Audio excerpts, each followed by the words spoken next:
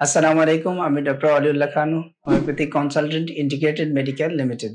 আজকের ভিডিওতে আপনাদের সাথে শিশুদের অ্যাজমা বা হাঁপানি রোগ নিয়ে শেয়ার করতে যাচ্ছি। বিশ্বজুড়ে প্রায় ৩০ কোটিরও বেশি মানুষ এই হাঁপানি রোগে ভুগে থাকেন। আর এর মধ্যে শিশুদেরই সংখ্যাটা বেশি। তাই চলুন জেনে নেই হাঁপানি বা এই রোগটি কি, কেন হয়, এর কারণ এবং কিভাবে নিরাপদ চিকিৎসার মাধ্যমে একটা শিশু আপনার সারা জীবন হাঁপানি থেকে বা শ্বাসকষ্টজনিত সমস্যা থেকে চিরতরে মুক্ত হতে পারে। হাঁপানি মূলত ফুসফুসের একটি দীর্ঘস্থায়ী রোগ, যেখানে শিশুদের শ্বাসনালীগুলো ফুলে যায় এবং সংকুচিত হয়ে যায়। এর মাঝে মিউকাস জমা হয়ে যায়। পরে দেখা যায় যে তাদের শ্বাস নিতে কষ্ট হয় এবং শ্বাস-প্রশ্বাসের সময় শাঁ শব্দ করে। হাঁপানি রোগের কারণ, হাঁপানি রোগের মেইন কারণ হচ্ছে অনেকগুলো কারণ হতে পারে। তার মধ্যে মেইন কারণ হচ্ছে একটা বিষয় হচ্ছে জিনগত বিষয়। যেটা হচ্ছে পারিবারিক ইতিহাসে অনেক সময় বাবা-মায়ের হাঁপানি রোগ বা শ্বাসকষ্ট বা অনেক সময় অ্যালার্জির সমস্যা থাকলে দেখা যায় যে পরবর্তী প্রজন্মে শিশুদের এই রোগটা হওয়ার সম্ভাবনা বা প্রবণতাটা বেশি থাকে। কারণ হচ্ছে যাদের যেকোনো রোগ আমাদের দেখা যায় অনেক সময়ই যাদের বাবা-মাদের হাইপারটেনশন আছে বা ডায়াবেটিস আছে, এই ধরনের রোগগুলো যেরকম পরবর্তী প্রজন্মে দেখা যায়, সেক্ষেত্রে হাঁপানি বা শ্বাসকষ্টজনিত সমস্যাগুলো বা অ্যালার্জি জাতীয় সমস্যাগুলো পরবর্তী প্রজন্মের শিশুদের বেশি দেখা যায়।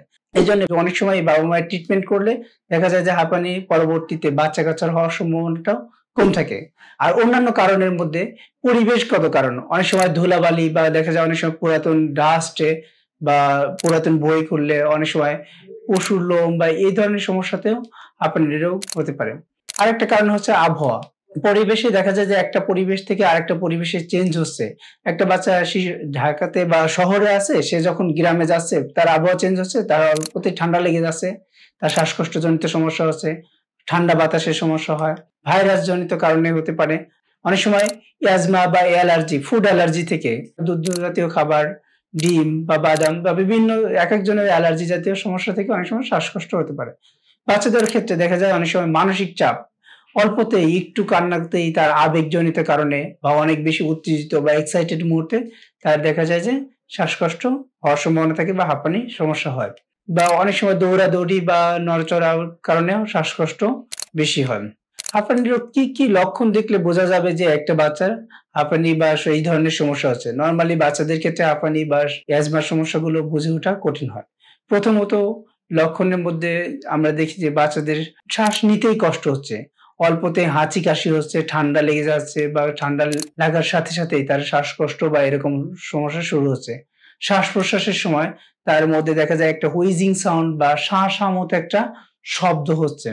তারপরে বুকটা লেগে আসে। শিশুরা তো অনেক সময় বলতে পারে না। তখন তারা বলে বুকটা ব্যথা করতেছে বা একটা চাপ বোধ হচ্ছে।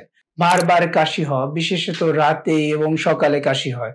শ্বাস নিতে কষ্ট হচ্ছে বা হালকা শ্বাসেই তার বা একটু দৌড়াদৌড়ি করলেই দেখা যায় যে বাচ্চাটা শ্বাস নিতে কষ্ট হচ্ছে বা দম বন্ধ হয়ে যাচ্ছে। এরকম একটা পরিবেশগত চেঞ্জ হলে এই সমস্যাগুলো দেখা যায়। সাথে দেখা যায় অনেক সময় মাইল্ড ফিভার বা হালকা জ্বর একটা ভাব থাকতেছে। চিকিৎসার ক্ষেত্রে দেখা যায় যে আমরা যে রোগীগুলো পেয়ে থাকি প্রাথমিকভাবে তাদের অনেক সময় তারা বলে যে একটা ৫-৬ বছরের বাচ্চা, সে ইনহেলার তার ইউজ করতেই হচ্ছে বা মটিলোকাস টাইপের বা অ্যালার্জি ব্লকার, এই ধরনের লং টাইম কিছু মেডিসিন চলতেছে। মাঝে নেবুলাইজ করা লাগতেছে। অনেক সময় হাসপাতাল ভর্তি হওয়া লাগতেছে। এই ধরনের সমস্যা নিয়ে অনেক সময় আমরা রোগীগুলো বা বাচ্চাদের কমপ্লেইন গুলো পেয়ে থাকি। এ থেকে আরোগ্য হওয়ার স্থায়ী উপায় আসলেই আছে কি? হ্যাঁ, আপনাদের সেই মেসেজটা দেওয়ার জন্য আসলে আমরা অনেক রোগী বা বাচ্চাদের ক্ষেত্রেই এরকম দেখে থাকি, যারা ৫-৬ বছর বয়সে একটা বাচ্চা ইনহেলার ইউজ করা লাগতেছে। কারণ এর মেইন কারণগুলো যদি বুঝা যায়, কারণ থেকেই আমরা উদ্ধার করতে পারলেই তারপরে আমরা বুঝতে পারবো যে এই বাচ্চাটার সুস্থ হওয়া কতটুকু পসিবিলিটি। আর হোমিওপ্যাথিক ট্রিটমেন্টের মধ্যে ১ম কারণগুলো যেগুলো আমরা বলেছিলাম যে পরিবেশগত কারণ বা কোনো ফুড অ্যালার্জি, এই টাইপের জিনিসগুলো দেখা যায় অল্পতেই বাচ্চারা সুস্থ হয়ে উঠতেছে। কিন্তু যাদের বংশগতভাবে একটা ফ্যাক্টর আছে, যাদের বাবা-মায়ের অ্যালার্জি আছে বা শ্বাসকষ্টজনিত সমস্যা আছে, দেখা যায় পরবর্তী বয়সে মূলত একটা রোগের, ধরেন একটা রোগের স্কেল যদি বোঝানো হয় যে রোগের স্কেল ১০, এর মধ্যে বাবা-মায়ের এই রোগের স্কেলে ৫ পর্যন্ত তার সমস্যাগুলো আছে। যে বাবা-মা নিজেরা ইনহেলার ইউজ করে বা এরকম কেউ বাবা অথবা মায়ের যেকোনো কেউ ইনহেলার ইউজ করে অথবা মন্টিলোকাস খায় বা তাদের অ্যালার্জি জাতীয় সমস্যা এই ধরনের থাকে। দেখা যায় যে একটা বাচ্চা ওই ফ্যামিলিতে কোনো একটা সব বাচ্চারই হবে এরকম না, কিন্তু কোনো একটা বাচ্চা দেখা যায় এই ৫ যে স্কেল বললাম ৫ এর পর থেকে ৬ মানে একটা বাচ্চা দেখা ৫-৬ বছর বয়স থেকেই যদি বাবা-মা কেউ ইনহেলার ইউজ করে ৫-৬ বছর বয়স থেকেই তার ইনহেলার ইউজ করা লাগতেছে। মানে স্কেল হিসাবে ৫ এর পর থেকেই বাচ্চা যেন জন্মগ্রহণ করতেছে তার পরবর্তী স্টেজ নিয়ে। এরকম একটা ফ্যাক্টর হয়। হোমিওপ্যাথিতে এই বংশানুগত বিষয়গুলো, তার সমস্যাগুলো, তারপরে ফুড অ্যালার্জি হোক বা যেকোনো সমস্যা, অল্পতেই ঠান্ডা লেগে যাওয়ার প্রবণতা, এই ধরনের সমস্যাগুলো হোমিওপ্যাথিতে লক্ষণ অনুসারে ওষুধ দিলে খুব দারুণভাবে কার্যকরী এবং সে দ্রুত আরোগ্য হয়ে পড়ে। তো জাস্ট লক্ষণগুলো কিছুটা বোঝার জন্য আমি কিছু মেডিসিন বলতেছি। যেরকম একটা বাচ্চার প্রচন্ড কাশি হচ্ছে, শ্বাসকষ্ট হচ্ছে, সাথে হচ্ছে বমি, বমি ভাব বা সবসময় বমি হচ্ছে। সেক্ষেত্রে আমরা অনেক সময় ইপিক্যাক মেডিসিনটা চিন্তা করি। একটা বাচ্চার প্রচন্ড শ্বাসকষ্ট বা কাশি হচ্ছে, সে কাশটা যেন তুলতেই পারতেছে না। আমরা অ্যান্টিমটার্ট মেডিসিনটা চিন্তা করে থাকি। তারপরে একটা বাচ্চা দেখা যায় মধ্যরাতের দিকে প্রচন্ড কাশি হচ্ছে, সে ঘুমাতেই পারছে না। তো অল্প, অল্প পানি পিপাসা বা এরকম বিষয়গুলো থাকতেছে। যেন বাচ্চাটা একদম মারাই যাচ্ছে, এরকম একটা কন্ডিশন। এত সিভিয়ার কন্ডিশনে আমাদের মেডিসিন গুলো যদি দেয়া যায়, আর্সেনিক অ্যালবাম একটা মেডিসিন আছে, দিলে খুব কার্যকর।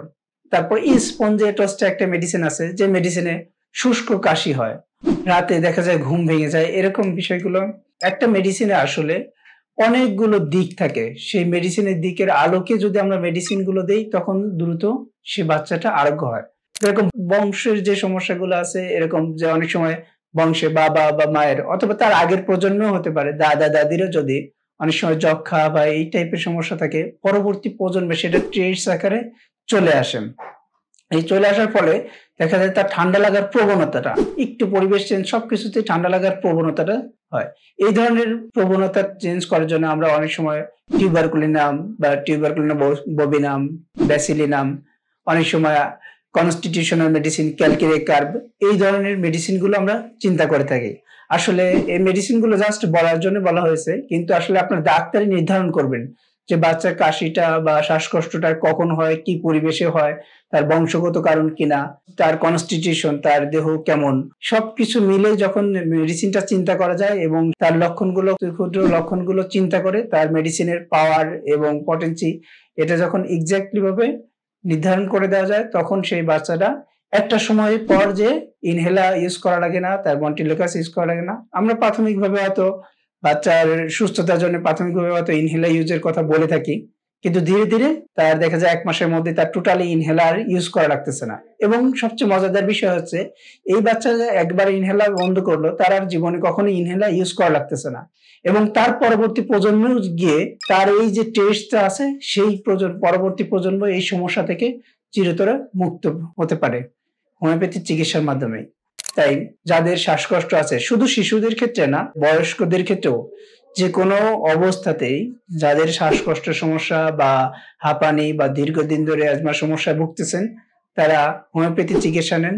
সুস্থ থাকুন। দেখা হবে অন্য কোনো ভিডিওতে। আল্লাহ হাফেজ।